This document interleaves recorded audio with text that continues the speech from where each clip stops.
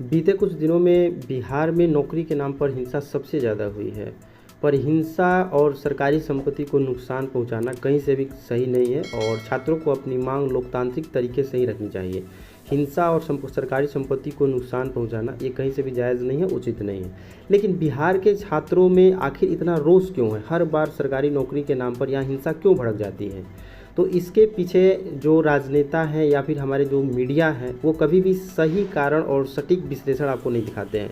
इस वीडियो में हम जो है आपको बहुत सारी ऐसी बहालियों का जिक्र करेंगे जिससे कि छात्रों में काफ़ी रोष है, और यही रोष कहीं ना कहीं जब नौकरी के नाम पर एकाएक सरकार ऐसे कुछ फार्मूले या फिर कुछ ऐसे नियम या सुधार रिफॉर्म अगर ला देती है जिससे कि और जो है ये मुद्दा भड़क जाता है। लेकिन इस हिंसा और छात्रों में जो रोष व्याप्त है नौकरी के नाम पर, इसके लिए जिम्मेवार कुछ और है। इसके वास्तव जड़मूल में जो है बिहार के सभी भर्ती आयोग हैं जिनकी कार्यशैली काफ़ी सुस्त है और उदासीन है।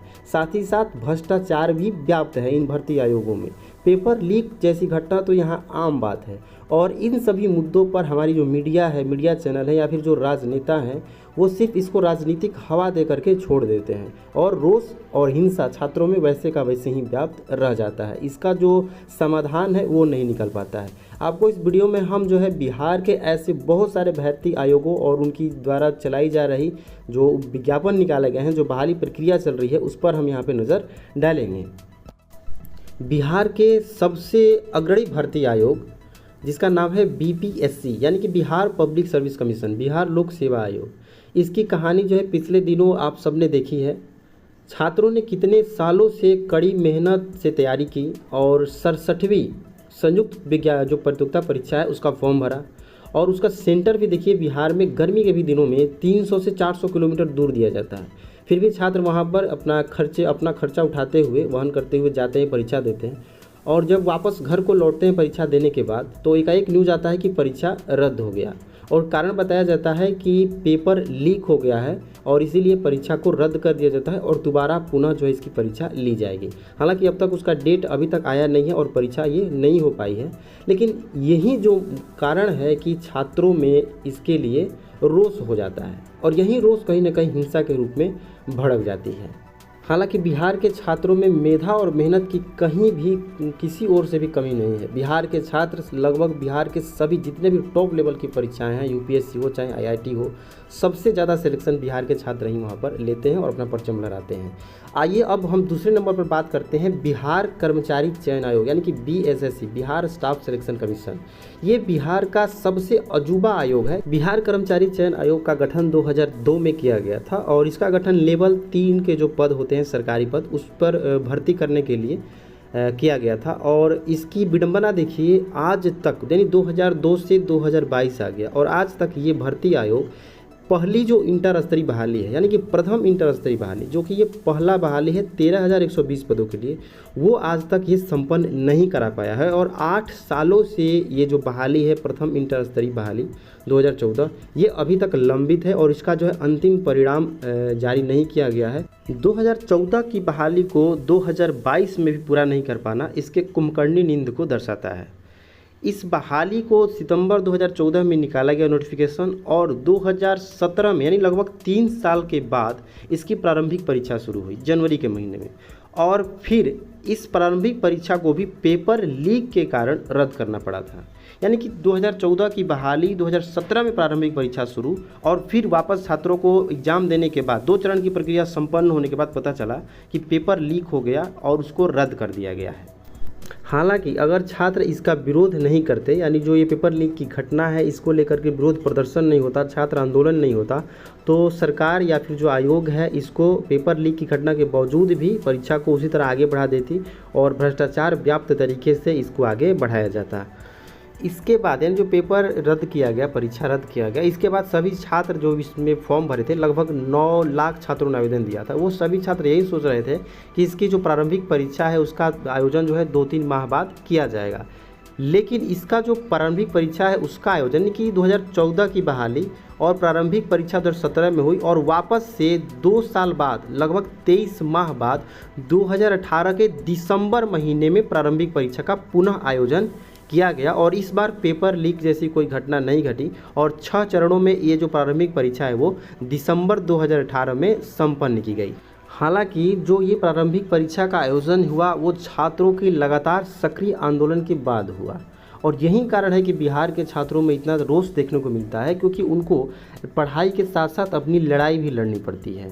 अब चूँकि ये 23 माह के बाद इस प्रारंभिक परीक्षा का आयोजन हुआ, वो भी छात्रों के सक्रिय आंदोलनों के बाद भी, और इसी दौरान छात्रों को अपनी तैयारी भी उसी लेवल की रखनी पड़ती है, क्योंकि बिहार में जो कंपटीशन का लेवल है वो अन्य राज्यों की अपेक्षा कई गुना ज़्यादा है। तो छात्रों को अपना पढ़ाई भी उस लेवल का रखना पड़ता है और आयोग से जा करके लड़ाई भी करनी पड़ती है कि जो प्रारंभिक परीक्षा जो कि 2017 में आपने रद्द कर दिया, तो जिसका विज्ञापन 2014 में निकाला और 2018 के दिसंबर तक भी आपने आयोजन नहीं किया है, उसका आयोजन कीजिए और प्रारंभिक परीक्षा संपन्न कराइए। तो छात्रों के लगातार आंदोलनों के बाद आयोग ने 2018 के दिसंबर में इसका आयोजन किया। अब आती है रिजल्ट की बारी, जो कि 2018 के दिसंबर में परीक्षा संपन्न हुई। अब इसको रिजल्ट जो है आयोग को लगभग 3 महीने 4 महीने, ये कभी ज़्यादा समय होता है, इस दौरान दे देना चाहिए था। लेकिन आपको ये जान करके हैरानी होगी कि इस परीक्षा का परिणाम लगभग 14 माह के बाद जारी हुआ, वो भी काफ़ी विरोध प्रदर्शनों के बाद। यानी कि जो 9 लाख छात्रों ने आवेदन दिया था वो सभी उम्मीद लगाए बैठे थे कि मेरा इसमें सिलेक्शन हो जाए, क्योंकि बिहार में सरकारी नौकरी की जो अभी जो डिमांड है वो काफ़ी है। तो सभी 9 लाख छात्र इंतजार में थे। लेकिन इसका जो रिजल्ट जारी हुआ 14 माह बाद, यानी 14 फरवरी 2020 को इसका आयोग ने परिणाम जारी किया। हालांकि उस परिणाम में भी आयोग ने काफ़ी गड़बड़ी की थी, जिसका चर्चा हम लोग आगे करेंगे कि खुद ही आयोग ने किस तरह से अपनी गड़बड़ी को स्वीकार किया। तो 14 माह बाद आयोग ने परिणाम जारी किया और वो भी लगातार छात्रों के सक्रिय आंदोलनों के बाद। यानी ये जो कुंभकर्णी नींद में सोई आयोग है, ये बिना आंदोलन के सुनते ही नहीं है, आगे की प्रक्रिया आगे करते ही नहीं है। 9 लाख छात्रों में से आयोग ने 63,000 छात्रों को मुख्य परीक्षा हेतु सफल बताया और उनके लिए मुख्य परीक्षा हेतु आवेदन मार्च महीने में शुरू हुआ और आयोग ने ये बताया कि मई 2020 में मुख्य परीक्षा का आयोजन होगा। लेकिन छात्रों का दुर्भाग्य कह सकते हैं कि उस बीच कोविड-19 के नाम पर लगभग सभी परीक्षाओं को रोक दिया गया और आयोग ने इसको बताया कि अक्टूबर 2020 में इसका मुख्य परीक्षा का आयोजन संभव है। लेकिन छात्र अपनी तैयारी पूरी जोर शोर से कर रहे थे कि अक्टूबर महीने में उनका आयोजन होगा मुख्य परीक्षा का। लेकिन आयोग की सुस्ती और कुंभकर्णी नींद ही कह सकते हैं कि आयोग ने अक्टूबर महीने में भी इसका आयोजन नहीं किया और फिर से छात्रों ने विरोध प्रदर्शन और आंदोलन करना शुरू किया। और फिर आयोग ने बताया कि नवंबर महीने में इसका आयोजन संभव है, लेकिन नवंबर महीने में भी इसका आयोजन संभव नहीं हो पाया और अंततः दिसंबर 2020 में मुख्य परीक्षा का आयोजन किया गया, जिसका परिणाम आयोग ने 25 फरवरी 2021 को जारी किया। और इसके बाद जो है आगे की परीक्षाएं, जैसे कि टाइपिंग परीक्षा, फिजिकल परीक्षा और स्टेनोग्राफी परीक्षा, ये सारी परीक्षाएं हुई और सितंबर 2021 तक सभी छात्र डीवी लिस्ट का इंतजार कर रहे थे, यानी कि डॉक्यूमेंट वेरिफिकेशन का इंतजार कर रहे थे, काउंसलिंग का वेट कर रहे थे। तभी आयोग ने अपनी गलती बताते हुए 1218 अभ्यर्थियों का नया सूची जारी कर दिया और आयोग ने बताया कि ये सभी छात्र 1218 छात्र पीटी की परीक्षा के जो रिजल्ट है उसमें आयोग की गलती से छूट गए थे। यानी कि आयोग को जब अब मुख्य परीक्षा के बाद डीवी कराने था, तब आयोग ने पुनः जो है मेंस परीक्षा का आयोजन किया उन 1218 छूटे अभ्यर्थियों के लिए और फिर उनके लिए टाइपिंग परीक्षा हुई, फिर से फिजिकल हुई और स्टेनोग्राफी की परीक्षा हुई। अंत में आयोग ने 4 दिसंबर 2021 को 14,410 छात्रों का काउंसलिंग के लिए डीवी लिस्ट जो है जारी किया और इनका काउंसलिंग 15 दिसंबर 2021 से 25 दिसंबर 2021 तक कराया गया। लेकिन इन्हीं छात्रों में से बीसी, एमबीसी और एससी एसटी के छात्रों से आयोग ने एक शर्त रख दी कि 2014 से पहले का कास्ट सर्टिफिकेट और एनसीएल चाहिए। फिर कुछ छात्रों के द्वारा माननीय उच्च न्यायालय में इसके लिए अपील भी दायर किया गया और अंत में सामान्य प्रशासन विभाग के द्वारा इस एनसीएल के जो विवाद आयोग ने खड़ा किया था उसको सॉल्व किया गया और मई और जून में लगभग सारी प्रक्रियाएं जो है समाप्त हो चुकी है और ये बहाली प्रक्रिया लगभग अंतिम पड़ाव में पहुंच चुकी है। लेकिन फिर भी अब आयोग जो है मेरिट जारी नहीं कर रहा है। लगभग ये जून में सारी प्रक्रियाएं इसकी समाप्त हो चुकी है और आयोग को अब चाहिए कि जल्द से जल्द इस बहाली को समाप्त करे। 2014 की बहाली है और 2022 आ चुका है, जून आ चुका है, जून भी समाप्ति की ओर है। तो आयोग को अब अविलंब बिना देर करते हुए इस बहाली को पूरा करना चाहिए और जल्द से जल्द मेरिट जारी करना चाहिए। ऐसे ही बिहार में तमाम जो है बहाली प्रक्रियाएं अटकी हुई हैं। बिहार की ये एक बहाली ही नहीं, लगभग सभी जितने भी भर्ती आयोग हैं और सभी भर्ती आयोग की लगभग सभी बहालियाँ इसी तरह से 4 साल 8 साल और ऐसे ही लंबे समय में पूरा हो रही है। और इसी कारण से छात्रों में, बिहार के छात्रों में काफ़ी रोष है और यही रोष कहीं ना कहीं हिंसा के रूप में बढ़ जाता है। हालांकि छात्रों को इससे बचना चाहिए और लोकतांत्रिक तरीके से ही अपनी मांग रखनी चाहिए।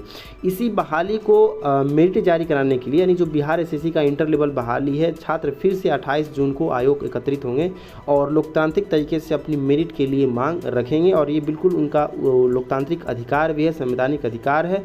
और आयोग को, बिहार एसएससी को, जो सरकार है बिहार सरकार, उनको भी चाहिए कि ये बहाली जल्द से जल्द पूरा किया जाए। और 2014 की 2022 में ये बहाली आकर के लटकी हुई है, ये कहीं ना कहीं बिहार पर धब्बा है और इसको सरकार और आयोग को जल्द से जल्द क्लियर करना चाहिए और इस बहाली को पूरा करना चाहिए।